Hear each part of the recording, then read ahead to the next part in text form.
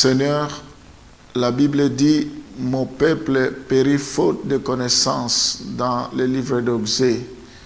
Le livre d'Osée, nous voulons, Seigneur, avoir la connaissance de ta parole, parce que l'ignorance tue.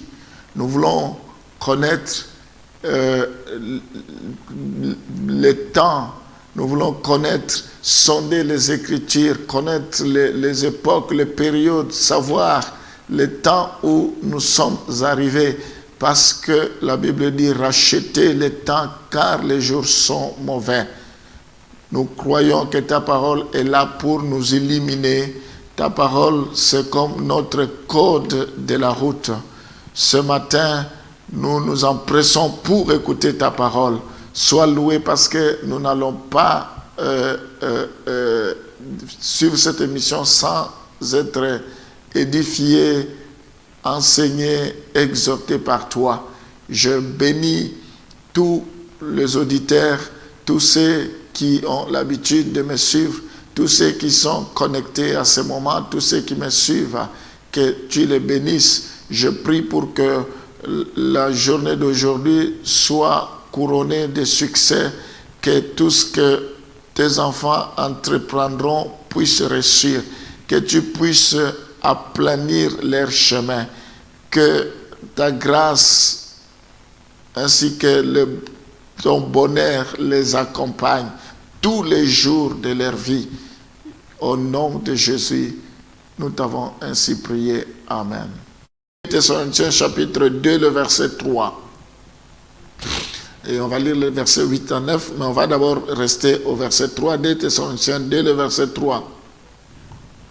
Que personne ne vous séduise d'aucune manière, car il faut que l'apostasie soit arrivée auparavant et qu'on ait vu paraître l'homme du péché et le fils de la perdition. Nous voyons ici l'impie par excellence. Donc, il y aura le péché par excellence, qu'on ait vu paraître l'homme du péché et le fils de la perdition. Nous voyons la personnalité de l'Antichrist selon ce passage. L'Antichrist est l'impie par excellence. Le péché sera autorisé sous toutes ses formes. Il n'y aura plus de pudeur, il n'y aura plus de honte. Tout sera fait aux yeux et aux vies de tout le monde. Donc il y aura l'apostasie, il y aura l'abomination. Le lieu saint sera foulé aux pieds. Les gens n'auront plus la crainte de Dieu. Nous voyons le verset 8 et le verset 9. Et alors paraîtra l'impie que le Seigneur Jésus détruira par le souffle de sa bouche et qu'il anéantira par l'éclat de son avènement. L'apparition de cet impie se fera par la puissance de Satan avec toutes sortes de miracles, de signes et de prodiges mensongers.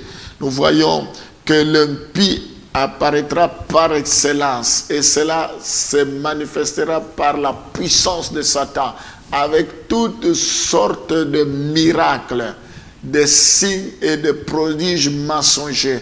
Ça sera des prodiges montés de toutes pièces. Ce sont de prodiges de manipulation pour séduire. Et ça sera mensongère. Nous voyons que l'apparition de l'impie, toutes sortes de péchés, les gens n'auront plus la crainte. Ils vont utiliser toutes sortes de moyens frauduleux, toutes sortes de moyens mis à leur position pour attirer les gens, pour s'accaparer des gens. Nous devons faire attention parce que la Bible est claire là-dessus. On va lire Apocalypse chapitre 13, le verset 7. Nous voyons dans Apocalypse 13, le verset 7, et il lui fit donner de faire la guerre aux saints et de le vaincre. Et il lui fit donner autorité sur toute tribu, tout peuple, toute langue et toute nation. Nous voyons ici que l'Antéchrist est doué de puissance et avide de pouvoir. Nous voyons la personnalité de l'Antéchrist. Il est doué de puissance. Il poursuit la puissance. Il désire la puissance pour dominer, pour impressionner, pour qu'on parle de lui qu'il est fort, qu'il est puissant. Nous voyons également qu'il est avide de pouvoir. Il recherche le pouvoir pour dominer. Alors nous devons faire attention par rapport à cela, que le Seigneur puisse ouvrir nos yeux pour que nous puissions comprendre. Nous allons prier par rapport à cette parole.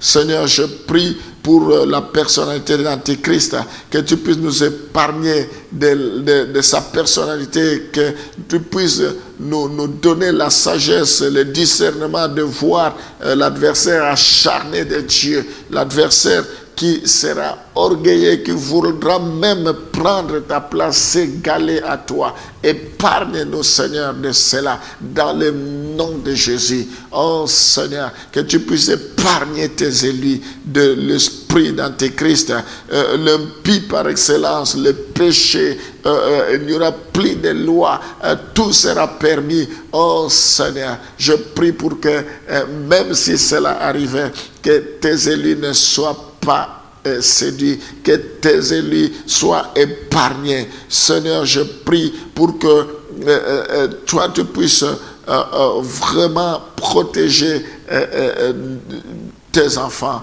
dans le nom de Jésus. Je bénis la journée d'aujourd'hui. Je prie pour que ta paix soit notre partage. Je prie pour que ta grâce accompagne chacun de tes enfants. Seigneur, je prie pour que tu viennes au secours de chacun de tes enfants, ceux qui sont dans le besoin. La Bible dit, l'Éternel est mon berger, je ne manquerai de rien.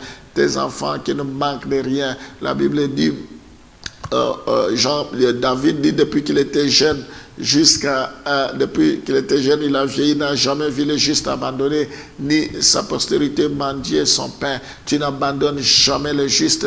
Viens maintenant secourir tes justes. Oh Seigneur, ils ne vont jamais mendier leur pain. Étends ta main. Confirme ta parole par les signes, les prodiges, les miracles. Que la gloire te revienne au nom de Jésus. Nous t'avons ainsi prié. Amen.